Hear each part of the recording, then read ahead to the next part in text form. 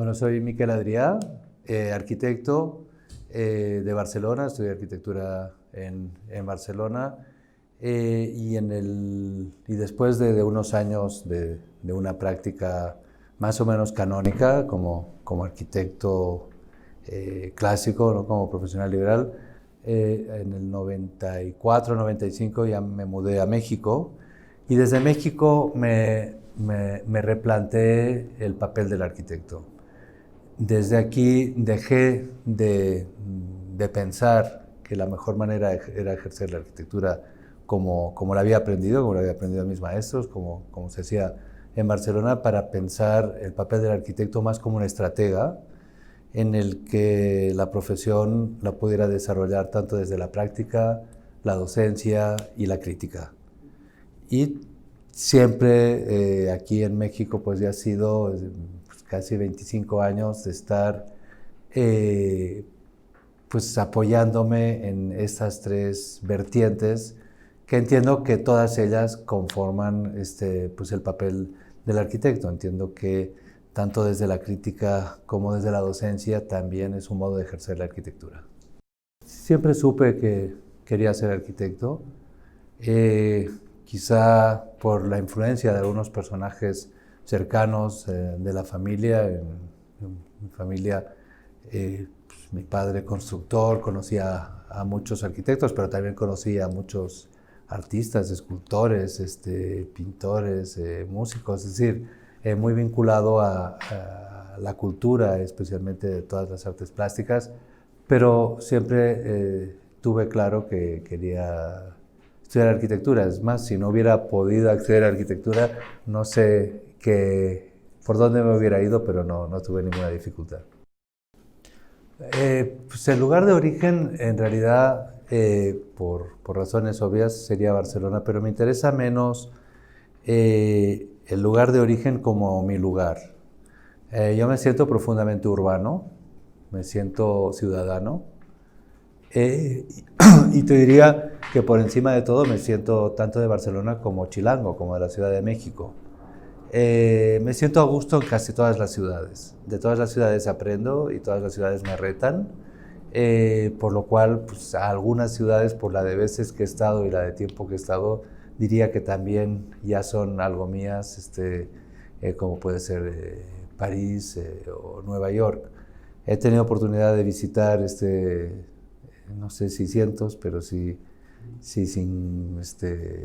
decenas de ciudades por todo el mundo y prácticamente todos los continentes, y te das cuenta cuantas más vueltas le das que la mayoría son como Toluca, es decir, son ciudades genéricas, anodinas, que solo adquieren identidad pues para aquellos que de algún modo pertenecen a ella, pero que están replicando lo que de algún modo otras ciudades antes pensaron, imaginaron. En ese sentido, yo me siento muy de la Ciudad de México hoy en día y no dejo de ser de Barcelona. Bueno, sería muy soberbio negar que todos hemos tenido grandes influencias y grandes referentes con mayor o menor intensidad.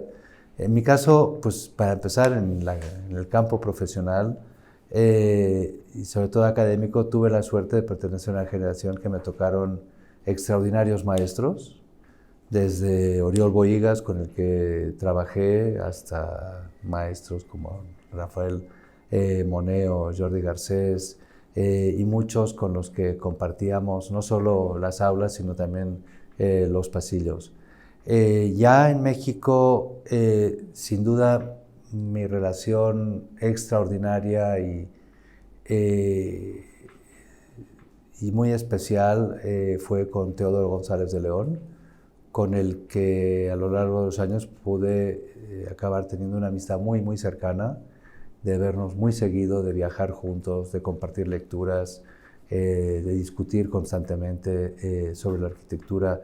Y aparte de eso, pues con amigos de otras disciplinas, sobre todo también de las artes plásticas, muchos de ellos, desde pues, Jan Hendricks en México, Federica Matt en Barcelona, y otros tantos que de algún modo con su inquietud, con su curiosidad, con sus ganas de entender el mundo, pues me han provocado continuamente pues, el seguir pensando, el seguir imaginando y mantenerme vivo.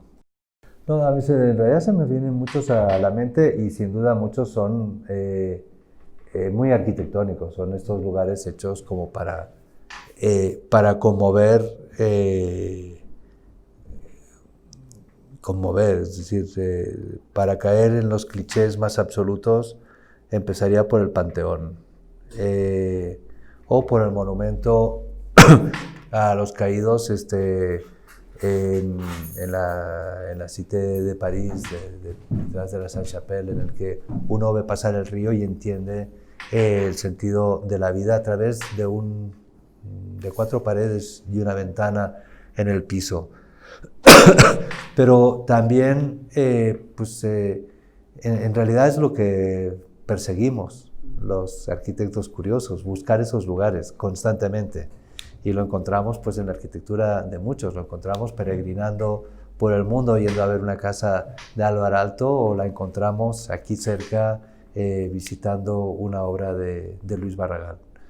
Y cuando digo transmitir emoción, no me refiero solo a esa vocación de la arquitectura que tenía Matthias Geritz con la arquitectura emocional, puede ser a veces de la arquitectura más sobria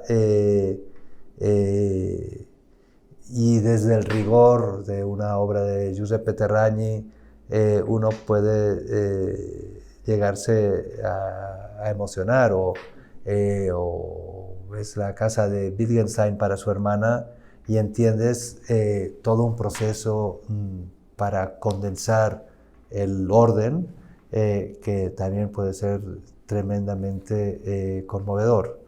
Es decir, es a través de la disciplina en la que uno se siente cómodo y conoce donde puede obtener el mayor nivel de placer. Es el gozo intelectual que hablaba Jorge Wagensberg, por ejemplo, y que si fuéramos músicos lo obtendríamos solo leyendo una partitura muchas veces, o oyendo unas sonatas de Bach.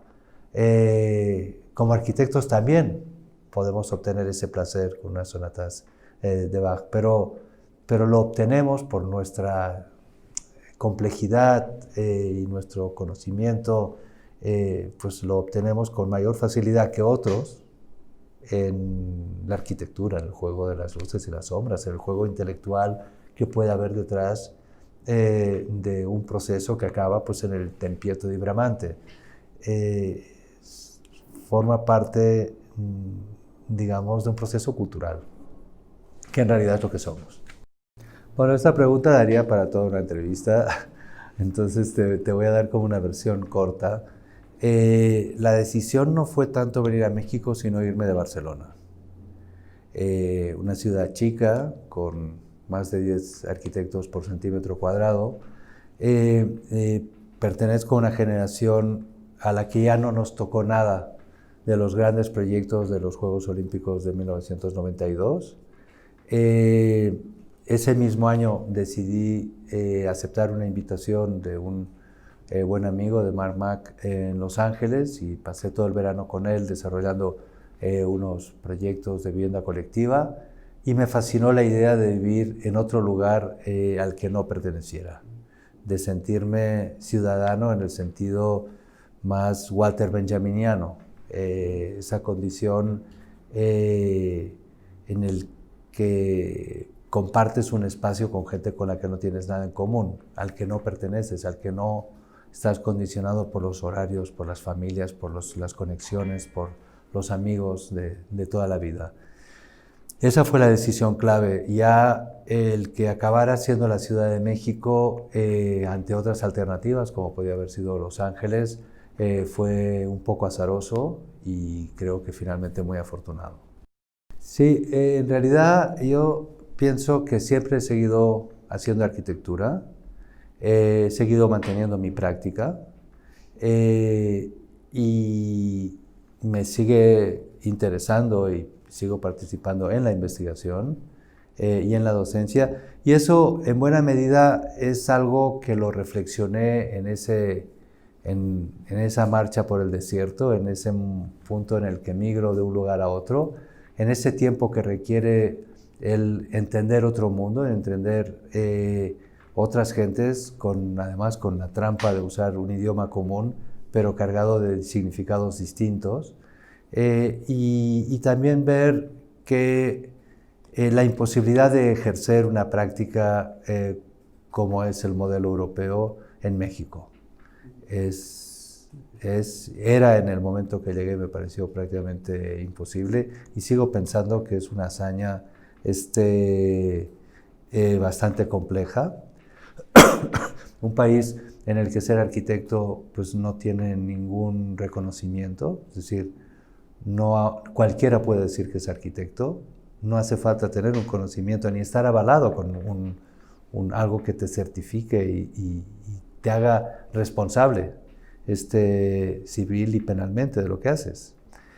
Por tanto, ante esa condición en la que México, pues, ser arquitecto es como ser fotógrafo. O sea, cualquiera con más o menos ganas pues puede promoverse en esta profesión.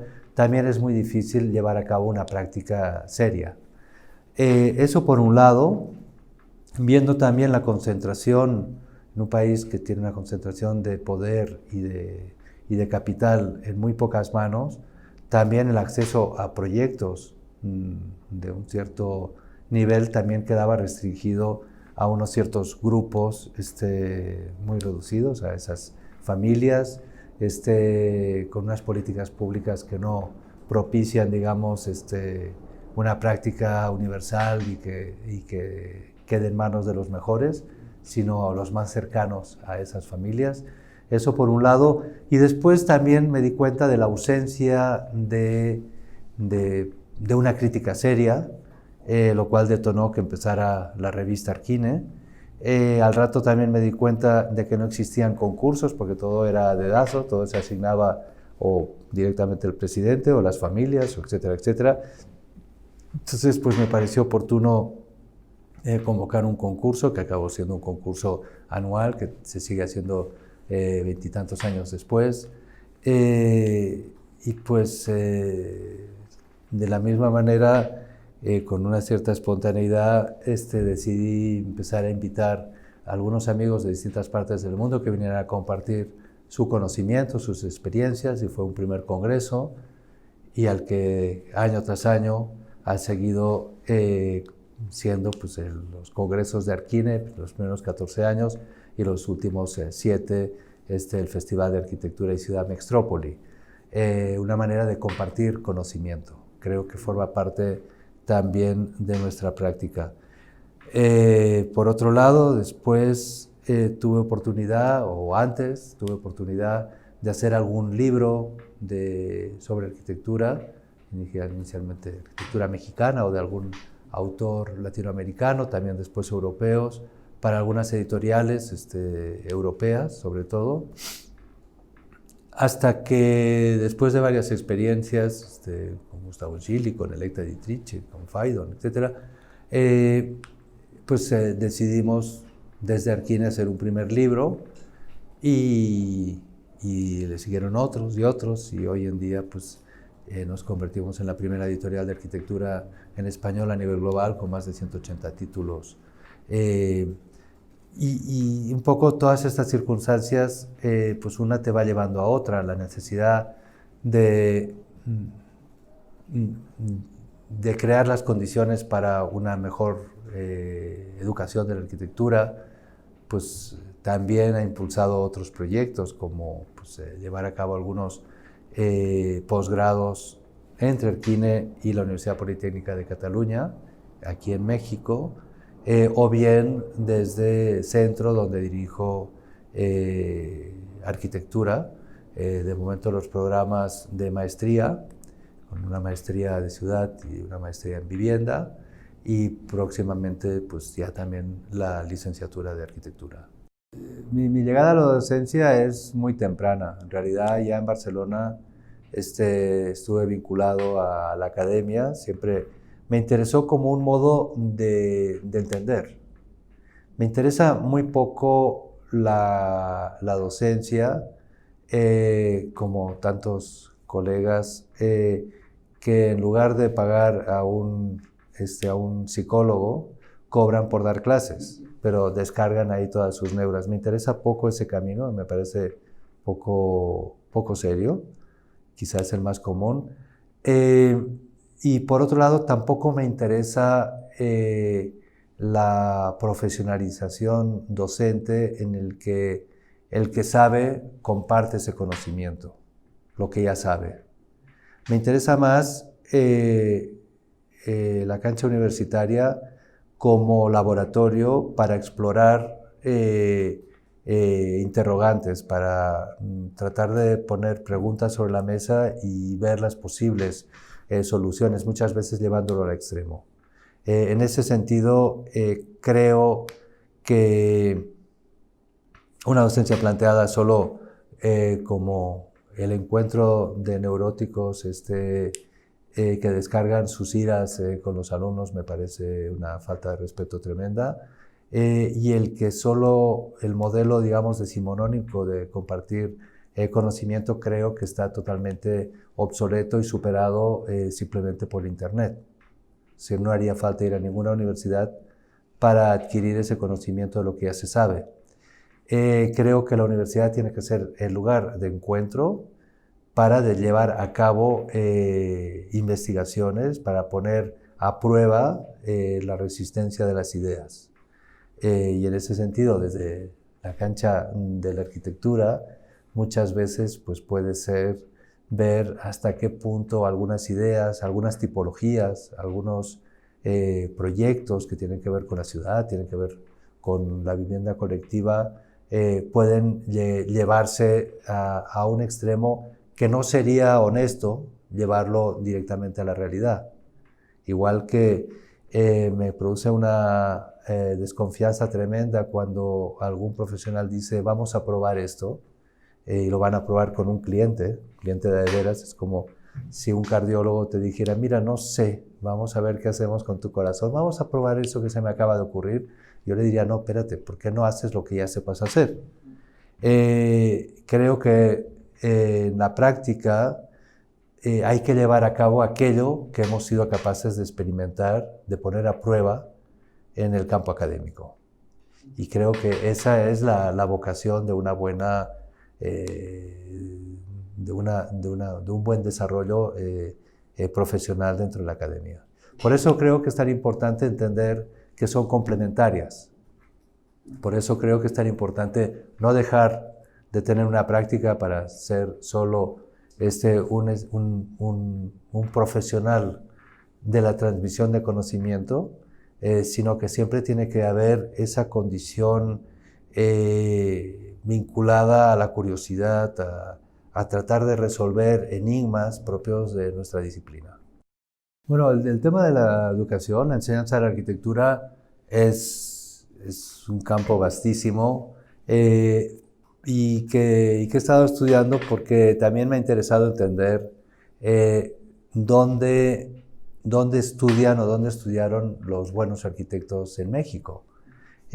Porque México hoy en día, con más de 300 escuelas de arquitectura, es quizá uno de los países, si no el que más, con más opciones, y lo que tienen en común prácticamente todas ellas es que son malas, salvo 2 o 3 que son regulares. Eso no es de extrañar porque pues, en realidad tampoco acredita nada. O sea, no es como un médico que tiene que demostrar que es competente y está cualificado para ejercer su profesión.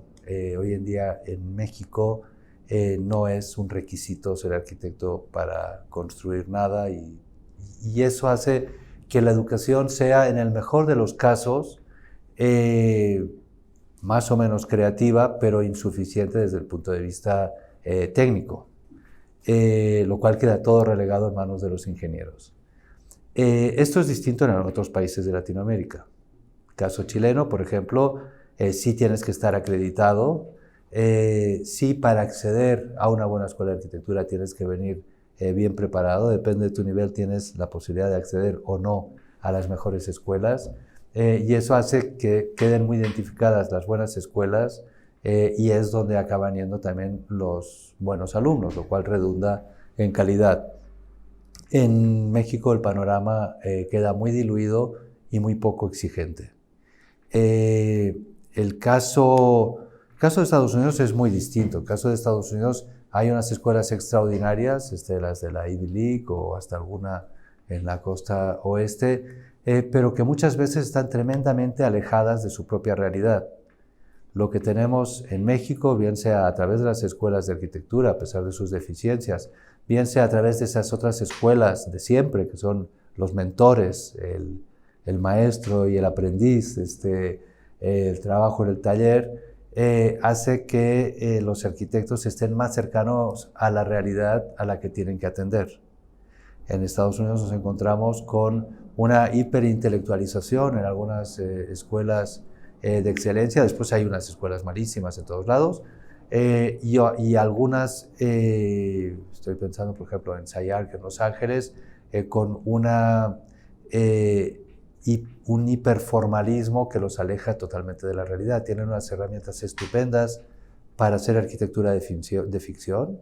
Y eventualmente, quizá por eso está en Los Ángeles, pues para hacer esa arquitectura necesaria de muchas películas, y es un campo de trabajo enorme y sumamente interesante, en el que no afecta la gravedad, por ejemplo, que nos aleja mucho de la condición latinoamericana, en el que seguimos teniendo una gravedad que nos atrae a la Tierra, tenemos aspectos sísmicos y sobre todo tenemos un componente social tremendo en el cual los arquitectos podemos participar de una manera muy, muy activa.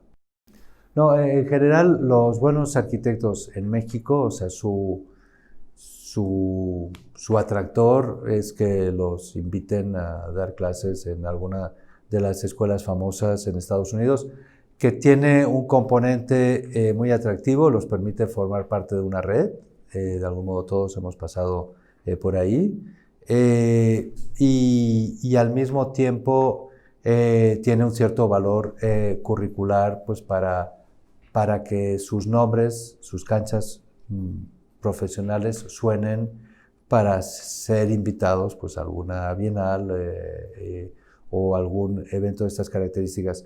Sin embargo, son ejercicios cortos, temporales, en el que normalmente se lleva parte de la práctica que hacen en México, que hacemos en México, se convierte en algún tipo de ejercicio en los Estados Unidos. Es decir, acaban siendo trayectorias cortas y poco, digamos, profundas desde el punto de vista académico.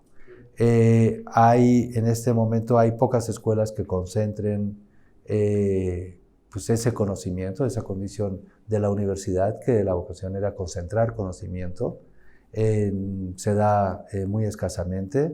Las pocas escuelas de referencia, si te decía que hay 300, te diría que podemos mencionar como mucho 5, que va desde la UNAM, la pública y más grande del país, pero que tiene una densidad altísima y una concentración de calidad de profesores realmente baja, que se concentra solo en algún taller.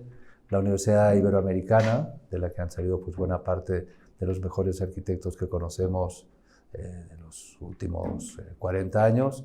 Y ya las otras de referencia, alguna en provincia, por ejemplo, en Mérida hay una escuela, la Marista, que ha sabido concentrar a prácticamente todos los arquitectos interesantes de Yucatán ahí y por tanto sí ha tenido un impacto favorable, el TEC de Monterrey en alguno de sus campos, pero ninguna de ellas tiene el nivel, por ponerte, para dejarlo en el campo latinoamericano, de lo que podría ser la Católica de Chile. Mira, pues te diría para tratar de reducirlo, pues te diría que trato de concentrarme en los proyectos editoriales que hacemos en Arquine, sobre todo en las mañanas. Puntualmente, en algunas épocas del año como esta, la organización del Festival Mextrópoli con un equipo excelente, con Andrea Griborio, directora, pero participando en todo ese proceso, pues el festival requiere mucha atención. En las tardes estoy en centro, en la universidad, de hecho acabo de llegar de ahí, y en el que pues igualmente participo tanto en el nivel académico como en el nivel, digamos, de dirección y en la organización de todo lo que hacemos ahí. Pero claro, el trabajo no termina ahí. Te diría que los proyectos que realizo son casi un ejercicio dominical en el que los fines de semana dedico pues, tiempo pues, a proyectar y eventualmente también a escribir. Estoy continuamente tratando de escoger bien los libros que me interesan, más allá de todos los que se produzcan en Arquine, pues los que más me interesan para ahondar, conocer mejor, porque pues en realidad todo empieza en los primeros ejercicios de investigación al llegar a México, pues por la curiosidad, por las ganas de entender, de saber quién era ese arquitecto, la obra que hizo, por qué, a qué se debía, y tratar de aprender. Y aprendiendo, pues uno se va enriqueciendo. Y en ese sentido, pues trato ahora ya de una manera distinta a cómo inicié toda esa parte editorial. Pues en este momento, por ejemplo, estoy terminando el libro de Barclay and Cruz, y estoy trabajando también en el libro de Alberto Kalach. Los arquitectos que de algún modo me interesan más de toda esa producción. Y además, pues repartiendo el tiempo, pues que con pláticas. El viernes pasado estaba en Jalapa dando una conferencia. El próximo lunes voy a estar en la Cooper Union de Nueva York dando otra. Y pues repartiendo el tiempo pues en la medida que se pueda para seguir construyendo arquitectura. Pues del quehacer de ese modelo de arquitecto que propongo como estratega, lo que más me ha costado aprender es escribir. Proyectar me parece sumamente fácil y además muy gratificante, muy satisfactorio. Escribir es una tarea que se me hace más ardua y por tanto siempre me provoca un reto mayor. ¿Qué me gustaría hacer? Pues tratar de mantener esa riqueza que dan esos vasos comunicantes de las distintas, de esas distintas extremidades que tiene la arquitectura. Es decir, para nada quisiera convertirme solo en un teórico, en un crítico, ni tan solo regresar a una práctica en exclusiva. Creo que me gustaría seguir aprendiendo constantemente. Pues la verdad es que como que solo tengo mi vida, es difícil compararlo con otra. Entonces no sé si la mía es más agotadora que otra o realmente es difícil mantener esa condición. Lo que sí te puedo decir que nunca ha sido fácil, como que siempre he ido a buscar la parte incómoda, el salir de mi lugar de confort, de mi ciudad en la que ya tenía pues todas las condiciones puestas, el buscar la manera de redefinirme en un territorio en principio ajeno y tener que ir un poco siempre contracorriente, no poniéndome al servicio de los intereses específicos ni de ningún grupo ni de ninguna gente, pues siempre ha sido pues, un poco como las truchas y los salmones, nadar contracorriente. Y eso me ha permitido, por un lado, un nivel de satisfacción de sentirme libre, pero por el otro, pues nunca ha ido relacionado con el reconocimiento, lo cual de algún modo yo creo que ya me vacunó y en ningún momento espero ningún tipo de reconocimiento.